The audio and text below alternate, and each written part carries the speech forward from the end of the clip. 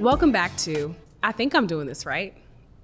My name is Sherrell Dorsey. I am founder and CEO of The Plug.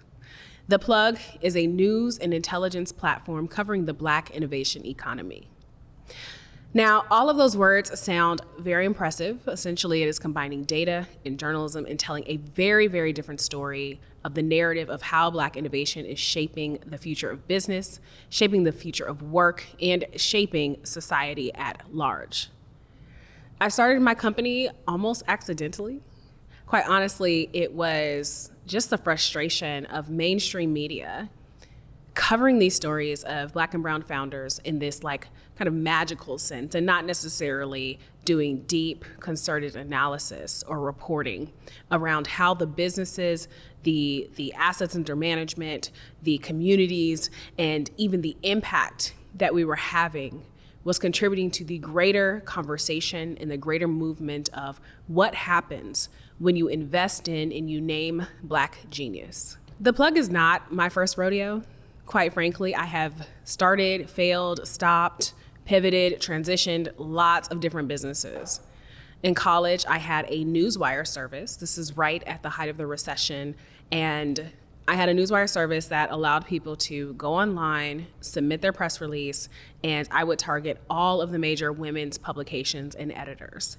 And it was pretty smooth. It was like you submit your press release for $175, and it was like the most basic website. I had maybe like a classmate build, and I ended up just helping to pay my rent for like a year just off of this business alone. What I want to say to you, for anyone who's trying to get started, I know it can feel so intimidating to watch people build these multi-million-dollar businesses, to get their products in places like Target or Walmart, or raise $25 million plus for their business and showcase it across social media. And then you kind of walk back to like your little humble beginnings and feel like, I'm not doing that, or I'm not doing the most. But do not think that your start, your baby steps are not significant. So I wanted to talk in this episode specifically about the tech stack. A lot of times we don't get started just because we don't know how all the pieces of the puzzle are going to fit together. In this day and time, with all this technology at our disposal, it is fairly straightforward, fairly simple to start a business. The barrier to entry is so incredibly low. We know folks who are selling their goods and wares across the Instagrams, the TikToks, what have you. You can set up a Shopify store. I think even back in the day, you could set up an Amazon store and just be like an affiliate marketer. There's so many different ways just to get started. Once you have your vision for your business, setting up your systems is going to be key to your success. And a lot of times when we are unaware of, how do you go from an LLC to hiring a CFO, or, how do you make sure that your books are in order so that you're not shooting yourself in the foot come tax time? Or how do you start selling on a platform? Or there's all these questions that you have. And of course, you can search high and low. You can, go to your local business center. You can read the right blogs. You can, sign up for the course, or even, just kind of be part of a group, a mastermind group that will help you kind of get to that next level. But overall, there's just something you have to pay attention to, and that is your tech stack. Your tech stack is going to take you so far. I started The Plug with a hope, a prayer, and a $10 domain name. I bought theplugdaily.com. I finagled a Squarespace website, and I went to work, and I was consistent, and I was sending out my emails, and there might have been 100 emails that I first started with. And then over time that grew to a couple thousand, and then to tens of thousands. It was fairly straightforward. The biggest investment is the vision and the idea of staying consistent and the discipline of staying consistent. The tech stack is what helps you to get there so that you can hyper focus on the business as well as the concept and bringing your idea to market. So I want to talk about some of the things that were helpful for me in terms of building out my tech stack so that I could successfully run my business and also even run it remotely. So even prior to the pandemic, I had a concept for I want to work remotely. I want to have a remote team. I want to be able to operate my company anywhere in the world. So I'm going to have to 100% rely on technology. I don't want any paper. I don't want to have to file things into some dark cabinet in the basement. Like, I solely want to create a digital first business. So we talked about having the email service provider, right? I was using MailChimp at the time. We talked about buying the domain name, going to a service provider like a GoDaddy to purchase the plugdaily.com. And then when I started getting into, all right, now people are writing me checks, setting up online bank accounts, and then being able to integrate with bookkeeping software. Personally, I like to use a company called Bench. And at bench.co, there's online accounting software. Some people use QuickBooks, some people use FreshBooks, and all of these other sort of, online software services that allow you to keep track of what's coming in, what's coming out, what's due, what kind of contributions have you made, and just making it easy for your tax preparer overall. Some of the other things that are important about your tech stack is making sure that whatever you are implementing is making your life easier. I love being able to email receipts and forward receipts to my accounting services, so I never have to save a bunch of stuff into a folder or a drive. It's saved there for me. I love using a password manager. So whether you're using LastPass or 1Password or what have you, it makes the process so simple. A lot of times keeping track of deals, especially as your team starts to grow, can be a bit cumbersome. You have to start thinking about how do you, project manage your deal flow, your special projects, your client campaigns, and whether you're using something like a Get Monday or an Asana or a Dubsado, there are so many different productivity tools that allow you to create to-do lists, task lists, progress reports, what have you. Again, your tech stack can be whatever particular software system works for you. The great thing as well is that many of these products and these solutions are free, or they start with a free trial, and then you can upgrade as you need it as your business grows. Payment processing, everything from Stripe to whatever the cart is that you're using for your company, those things, again, can help to manage customer service inquiries, order fulfillment, helping to run your email campaigns, what have you. The idea here, again, is that you start off with the basics and you work your way up. Don't let the confusion around how to operationalize your business keep you from moving forward in your business. Again, it doesn't matter who's raised what or how big their team is. At the end of the day, it is start off small, do what works for you, and then work your way up. So what happened when it came time for me to start hiring people? Well, the hiring process for me was really intimidating because I was so used to working, number one, alone, and then number two, getting contractors to work on bits and pieces of my business. And I loved following Paul Jarvis. Paul Jarvis back in the day had a newsletter. He's an entrepreneur and a technologist, and he has this amazing book called Company of One. And I thought to myself, I can build a really dynamic company. I can live all over the world, and I can just work with a bunch of different contractors and maybe agencies and just build my company the way that I want it to build it without having to make these deep investments. And some of the core tenets of minimalism within your entrepreneurship journey can be really profound and really outstanding. But then also at some point, things get to be too much that you cannot just rely on someone working part-time on your business. You kind of have to have them 100% bought in. But it was intimidating. It was intimidating to try to find someone to come into your home and start babysitting your child, right? I can only imagine if you're a parent, how hard it is to let go of some of that control and trust that this person is going to be good to your baby, be kind to your baby, feed it, nurture it, pull it back in when it's acting crazy, and all of those things. And so the recruiting process, I had to learn so much more about myself, identifying what is the role for, what do I need this person to accomplish, what kind of person do I actually want to be able to work with, what are they bringing to the table that's going to be something completely outside of my skill set as well. And I remember I was in an accelerator program, and one of the coaches told me, like, listen, like, leverage your coaches, leverage your advisors. Maybe they help you with the interview process. So the cool thing is that places like LinkedIn, sometimes Indeed, there's some free like job platform places. I always see folks who will tweet, hey, come work with me. We're hiring for X, Y, and Z. And maybe it links to a Google form to intake folks' information. Again, there are thousands upon thousands of tools and ways in which to create a process and a technical stack of resources to help you run your business from A to Z. And you can consistently audit those tools. Are they still working? Do they integrate well? How can I ensure that maybe I set up an autoresponder to let my customers know I'll respond to you in 48 hours, or here is a frequently asked question template that goes like directly to your folks after they sign up for your newsletter. How do you make the technology stack work for you so that you can hyper focus on continuously building the vision for your company? So at some point, hiring people from the internet was going to require much more than just being overly promoting that I am hiring. At some point, I had to start outsourcing to an executive search firm to find some of my more top tier senior level employees. And now again, that was really hard. It was the first time going through that process, but I also consider having the resources at your disposal as part of your tech stack as well. Who can I send this job description to who can go out and find me the top tier candidates so that I can take this off of my plate? As an entrepreneur, you are consistently trying to solve for time. You can always get money, you cannot get your time back.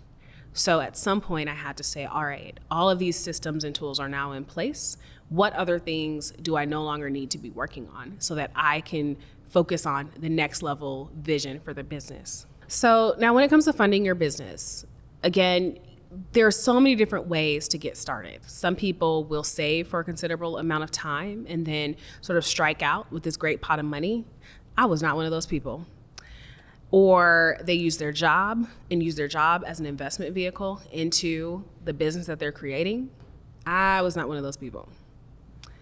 I completely started off with nothing, absolutely nothing. Actually, I spent $10 on the domain name. Maybe it was like $3.99, and then like I signed up for like a free trial for like a Squarespace site, and maybe that's how I got started. I have to remember, it feels so long ago. And there are several things that I started with no money, just a lot of gusto and some really, really great templates that I could kind of, tweak so that I could, at least get that kind of first, in the tech and innovation space, that first like minimum viable product, right? That's where you're putting, your duct tape, your glue, your sticks, and your popsicle sticks together, and you're like creating something and saying like, ta-da, we've arrived. And then by the time you get through all of your iterations as you grow your business, now you have a Tesla. Although I don't know, am I supposed to mention Tesla? Maybe not. I think we're kind of mad right now at Tesla. But so I didn't start with any kind of lump sum of money. What I had learned in some of my previous places of employment was to just create the right narrative and pitch the right thing and deliver the value, and then you can then receive the money from that particular experience. And so as the plug continued to grow and to expand, I started getting inquiries. Well, can you cover this event? Can we help to promote this particular event? And I just started to put a price tag on it. So my first couple of checks, the checks that allowed me to bring on freelancers, that enabled me to bring on a project manager so that while I was in grad school and the company still needed to move forward, I could cut them, a check at least once a month as a contractor, came from my advertisers. And so I thought about, look, if I am customer focused, client focused, and just going for broke on the revenue end, then I can use that to continuously reinvest in the business. Now, some people may go and say, look, I have this idea. It's a high growth, high tech company, high growth business. I'm going to go out and raise some capital. Some people may use a crowdfunding platform like a Start Engine or a Kickstarter or what have you. And all of these platforms have their own different rules and regulations. So you have to figure out what's going to work best for you. There is literally no right way in which to do this. It's about also what you feel comfortable with. And at some point, I feel like I had to stand out of my own way because I was vehemently against raising any money. I didn't want to owe anyone. Like, I am a child of the student loan fiasco. And I'm like, listen, I'm tired of Sally Mae calling me every 2 weeks. Like, since we broke up, you got to move on. You know, we got to move on from this relationship. It was toxic, what have you. And so I did not want to go into a business incurring a sense of debt. And the more that I started to spend time with friends who were venture capitalists and other folks, and watching how they use the capital to continue to expand their business, I thought to myself, okay, you know, maybe I should be a little bit more open to this and have a strategy behind how I want to spend the resources, especially knowing how crazy it is to go from 0 to 60 and then realizing how much you can sometimes be standing in your own way when you have a very limited view of how to solve a problem. So however you decide to raise your money, maybe you ask a couple of friends to rally behind you, everybody giving $100 so you can buy your first, prototype of maybe your t-shirt line that you plan to sell on Shopify. Or maybe you take advantage of some of these like accelerator programs, especially these ones that provide grant dollars for women and women of color, particularly building in places like consumer packaged goods. There's so many different ways to find the dollars to get what it is that you need. So don't let the lack of money or the lack of capital prevent you from going forward. Over the last few years, I've raised about $800,000 in grants. And I wish I could say that I had some kind of magic formula for getting a grant, but I do not have a magic formula. I just applied. And for as many grants as I won, there are even more that I lost or that I was rejected from. And so all of it is just part of what is your strategy? What opportunities do you want to take advantage of? And then how do you build that into the flow of your business? Everything is about, well, how are you going to use this opportunity to get to the next milestone? And whatever you decide, whatever it is that you choose, keeping folks around you who can help you to better understand how distribution can work in your favor at the end of the day. I think the other tech stack component that we don't pay attention to a lot is like social media. And I'm not just talking about for marketing purposes, but also networking and relationship building. I have met some of my closest friends, some of my biggest partnerships through connecting with people across social media and being intentional about, hey, I happen to be in your city. I would love, to have a sit down with you. I think what you're building is incredible. I may have some connections I can share, and just being like authentic about making those connections and showing my work in public.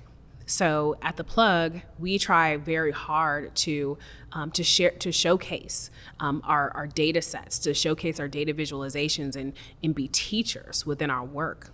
And so doing your work in public and thinking of the tools of social media, not just, having fun. Like, sure, have fun on social media. Like, I love the dance videos like everybody else. Like, I love all of the home decor blogs and what have you, and images and reels and what have you. But also think about it as a tool within your tech stack for networking, for relationship building, for finding your next deal, your next partnership, what have you. Use it as a tool. If you're going to be spending all your time and attention, like one of my advisors always jokes about how he'll spend like 4 hours a day on investor relations. And his investor relations is like going to Twitter and like connecting with investors, or like saying things about the world of media or venture capital, or how things are shifting and changing, and really creating this sense of thought leadership. Overall, I want you all to think about this as something that you can do. It's starting small. It's working your way up. It is sharing and exchanging information. It is adopting maybe a Slack channel to better increase communications with your team. Maybe it is setting up, your Google account and ensuring that you have a process to activate new contractors who come on board. Whatever it is, make it part of your tech stack. Even now, I think about how I have a knowledge base I created from Notion. And it's kind of that go-to center, command center, where my team can look up where are all of our marketing logos, where Do we find vendors for in-person events where we need to have a photographer or a videographer? How do I get paid? Where's a copy of this or that or what have you? All those things that are in your head, start building with the concept of, even if it's just you at your kitchen table, or you at your co-working space, or you on Saturdays, selling your goods and wares at the market, start already thinking about, I'm running a 10-person team, a 20-person team, a 100-person team. And what would those people need in order to be successful? Start writing that down. How does everything integrate and build together? So that way, as you're moving along, you have a process, you have your own formula, you have the tools that you have adapted to that folks will have to come in and learn as you are growing and moving on. You get to drop those things off as you continue to ascend. But don't make this process intimidating. Try something. If it doesn't work, move on to the next thing. And if that works, if it ain't broke, do not fix it. That's it for the show today. I hope you all think about how your tech stack is helping you to succeed. Don't let it be your end-all be-all. Just make sure that you have something in place so that you can hyper-focus on building out your vision. Catch you in the next episode.